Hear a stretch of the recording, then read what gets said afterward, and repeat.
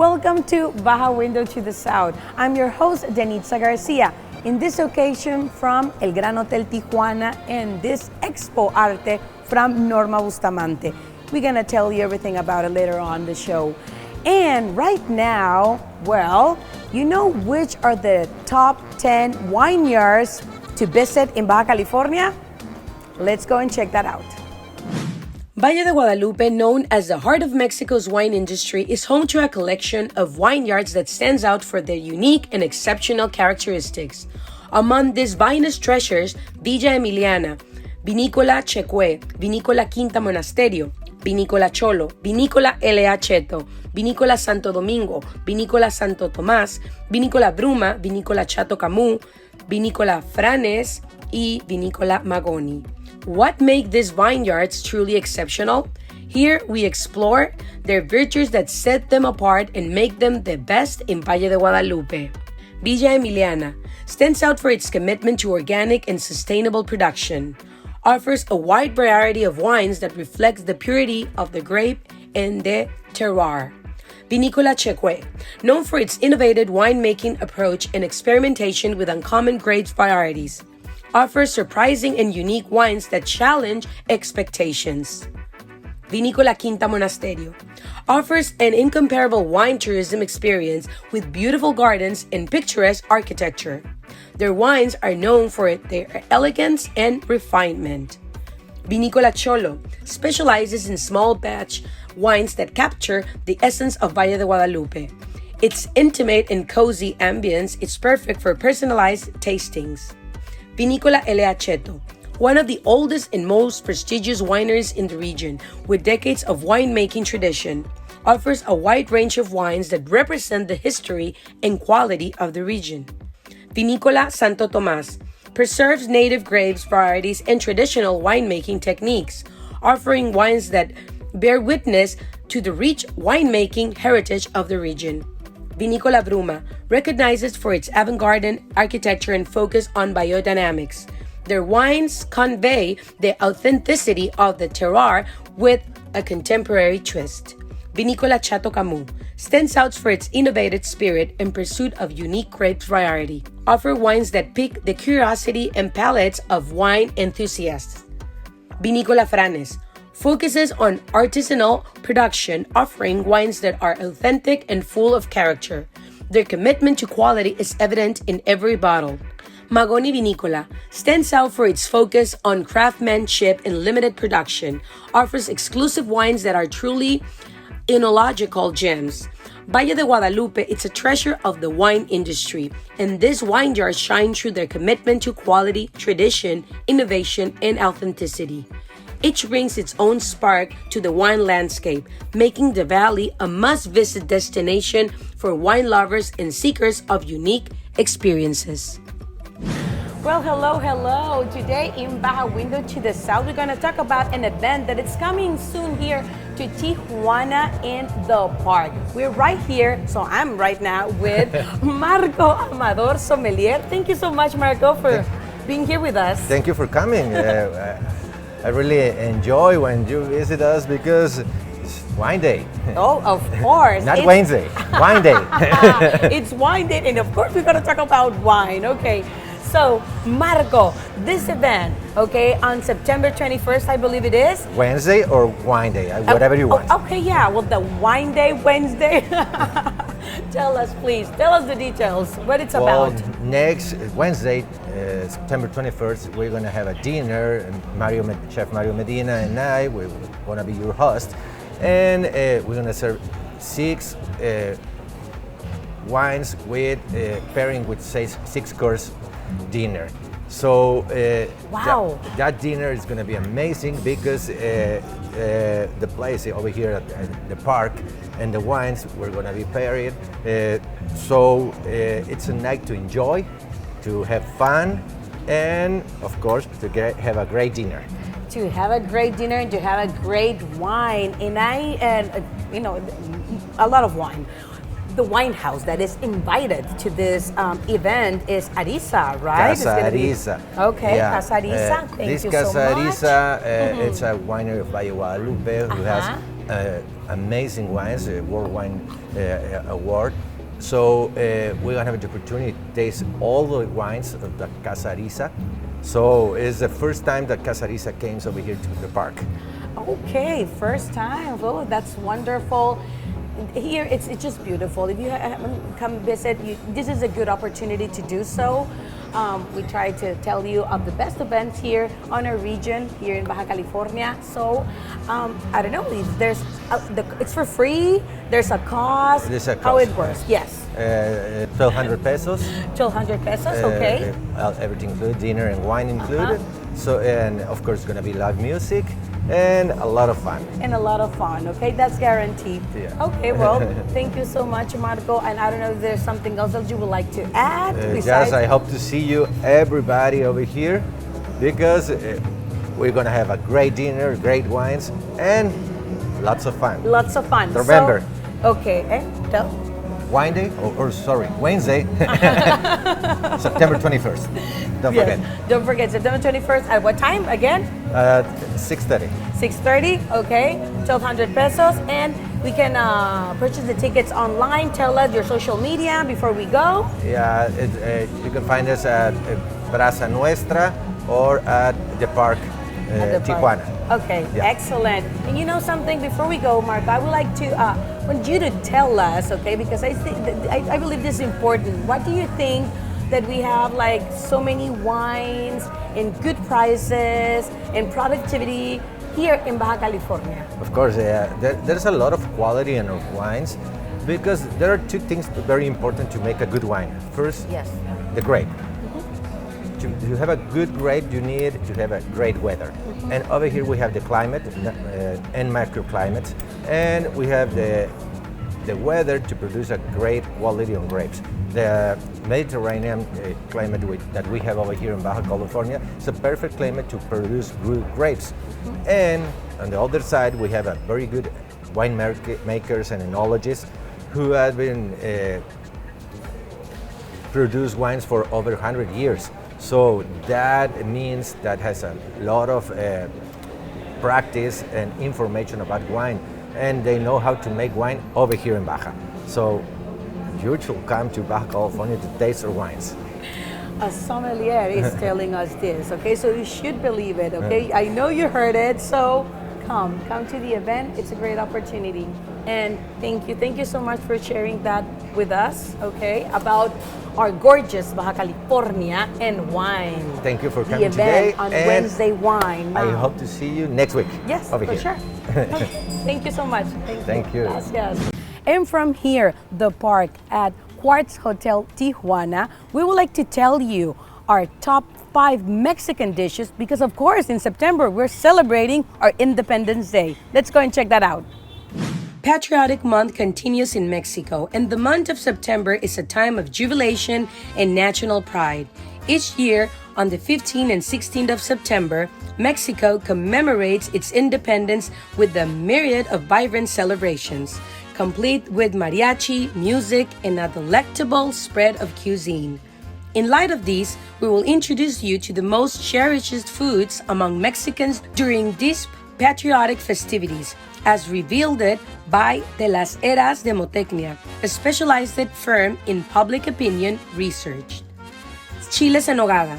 This dish claimed the number 5 spot on the list of the most consumed foods during patriotic holidays, standing as one of the most enduring and emblematic delicacies of Mexican celebrations. Dating back to the 19th century, it features poblano peppers stuffed with picadillo, a blend of minced meat and fruits such as apples, bananas, peaches, pears, and more. However, what truly sets chiles en nogada apart is the luscious sauce cascading over them, crafted from castilla nuts, milk cheese, and occasionally a hint of sugar. Pambazos. The number 4 position is reserved for pambazos, which find their peak popularity in regions like Mexico City and the state of Puebla. These delectable sandwiches consist of soft bread rolls soaked in guajillo chili sauce, imparting a spicy reddish hope, typically filled with chorizo, potatoes, shredded meat, lettuce, and cheese.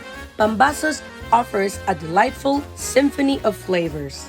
quesadillas and sopes. Landing at number 3, we encountered the mouth-watering quesadillas and sopes, tortillas, either corn or flour, generously filled with cheese and medley of ingredients such as meats, chicharrón, chicken, and more.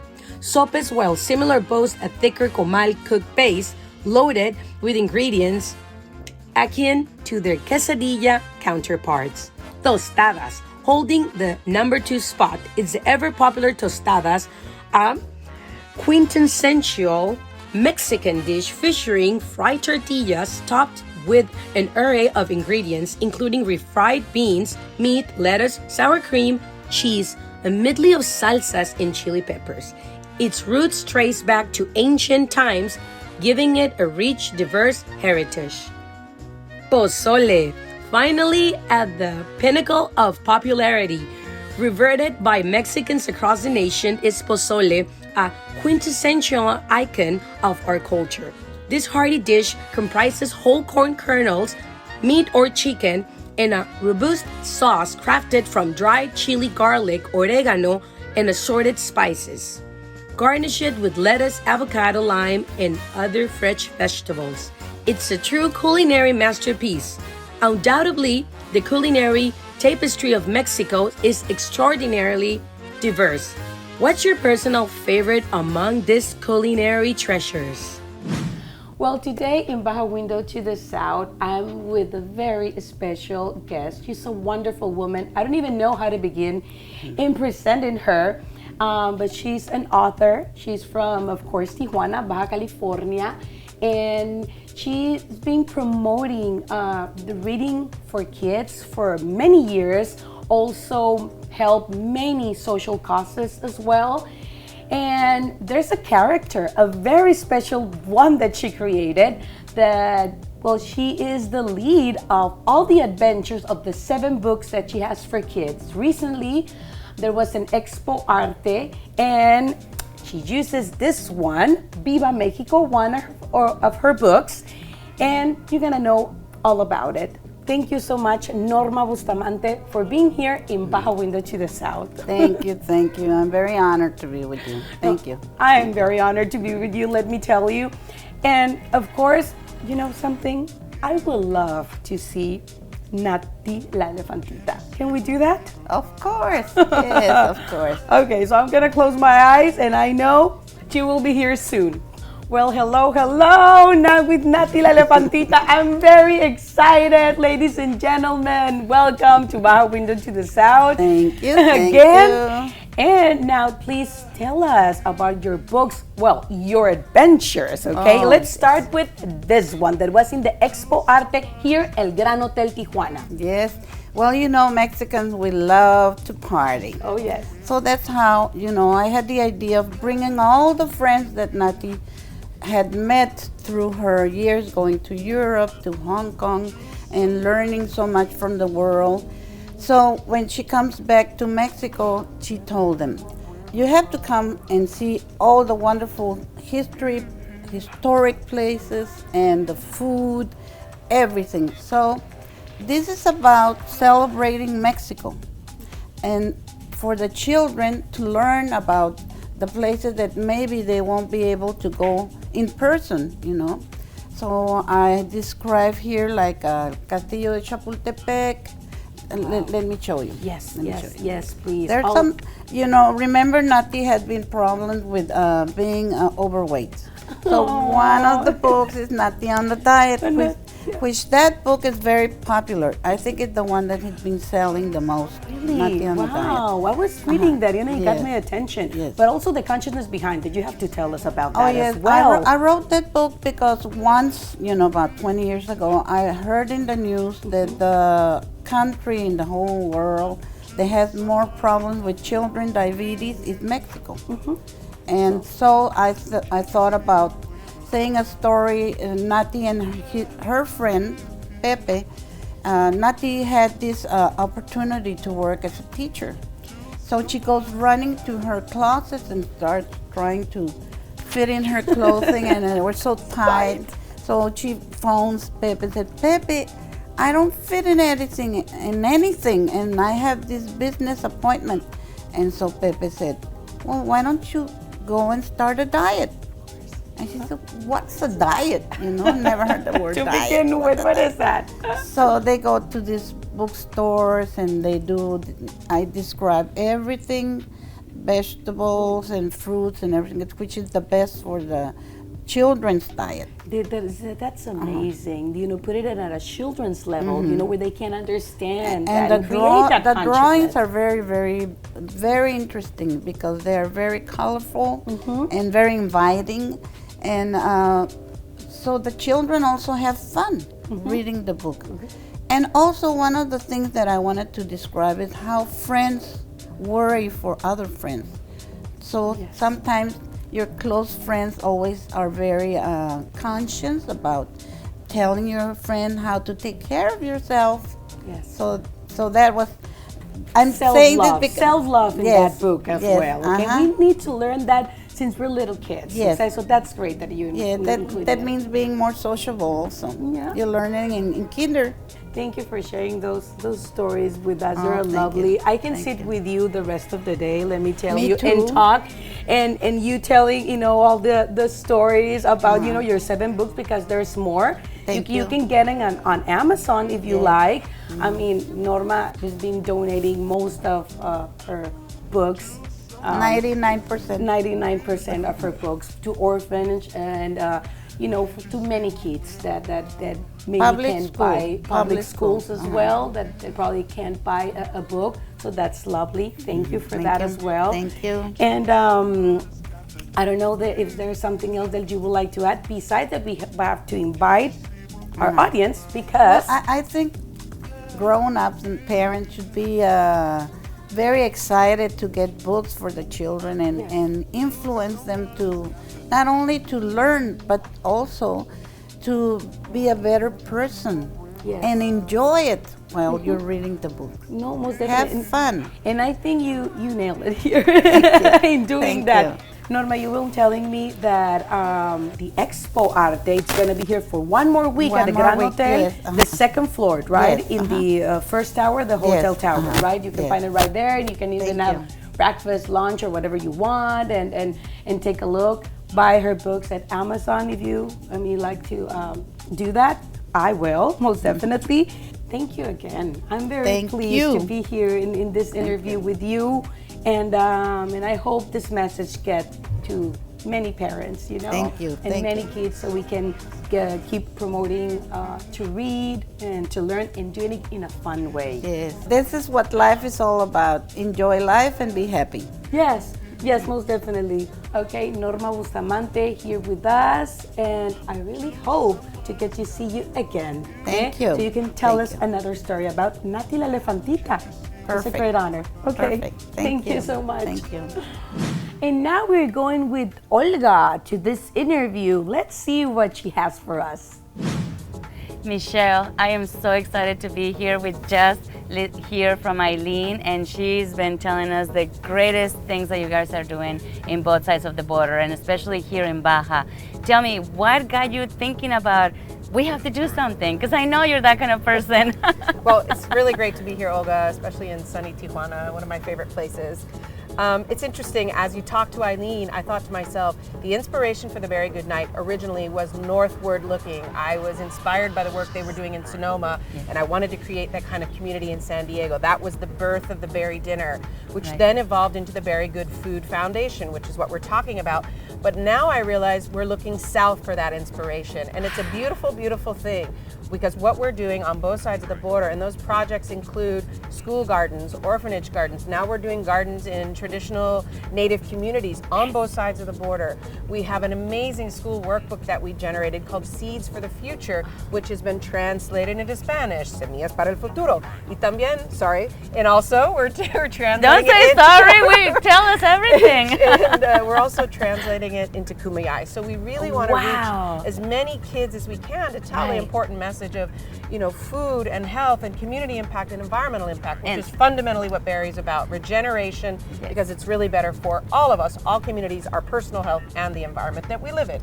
And so we have a Seeds for the Future fundraiser coming up. This is our, signature event where we raise the funds to sponsor the school gardens, Right. pay for the work we need, make the booklets, translate the book. It's all of the, the hard costs. But what we really have is a tremendous volunteer army on both sides of the border that was generated, I'd say, at the beginning from the Very Good Night Dinner, which was to create community. Well, we created community.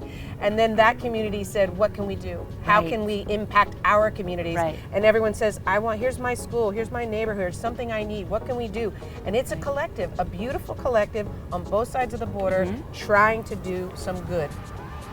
And that is what it's all about, working together for the greatness. And then also, you're focusing on kids.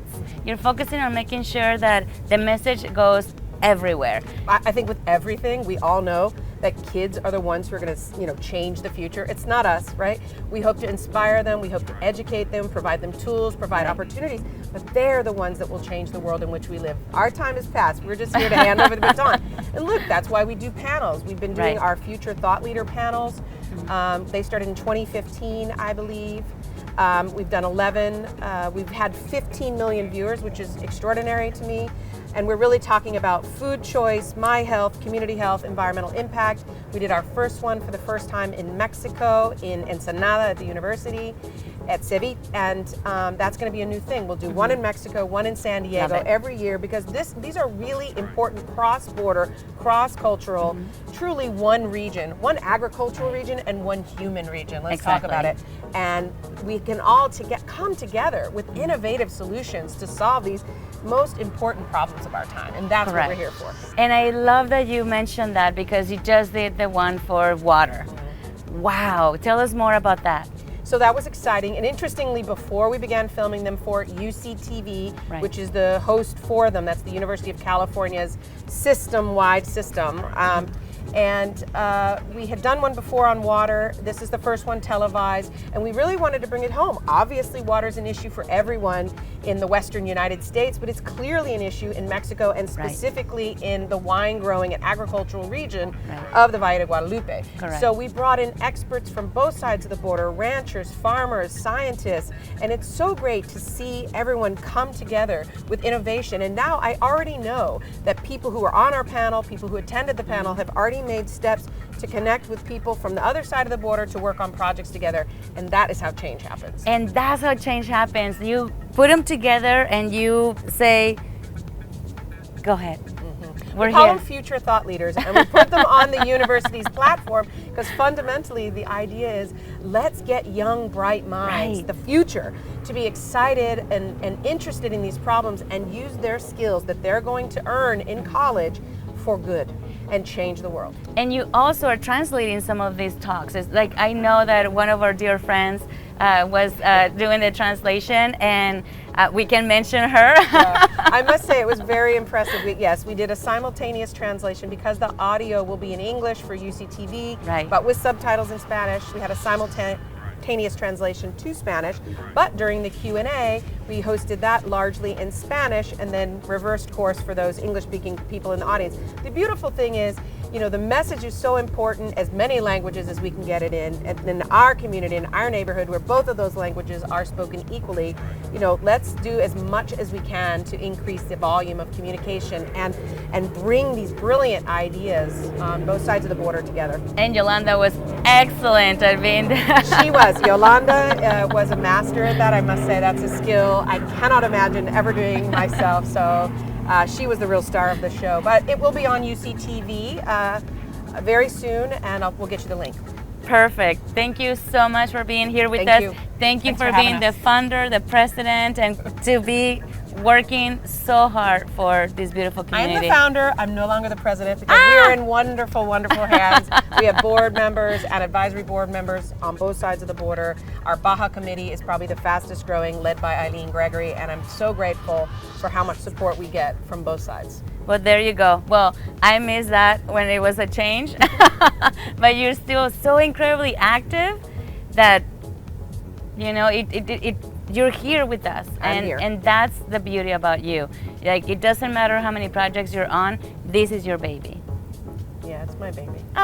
Thank you so much for being here with us and for giving us this space. Now you know what to do on your next adventure, and you know where to go for your dinners, your events, and you know exactly where to donate so you can be part of this beautiful movement.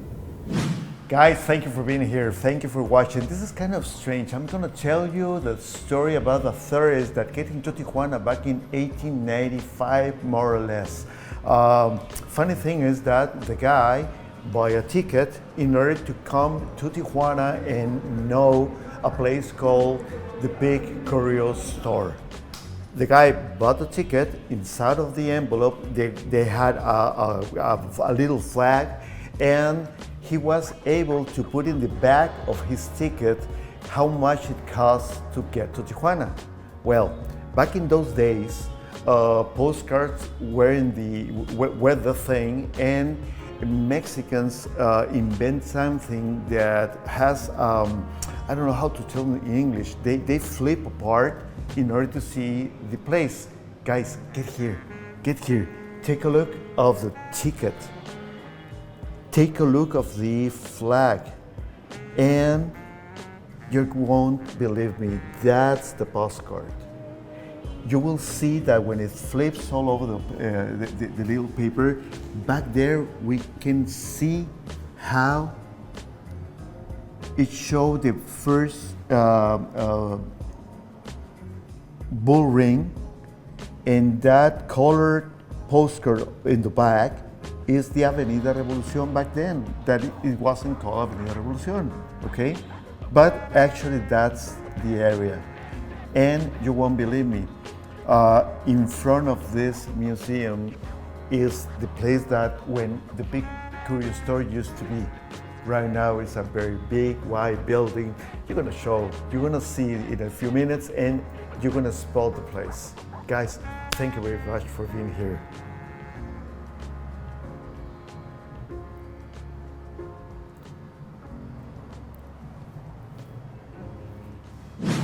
Thank you for joining us today in Baja Window to the South. Please like us, share our show. Any comment is more than welcome, and see you next week.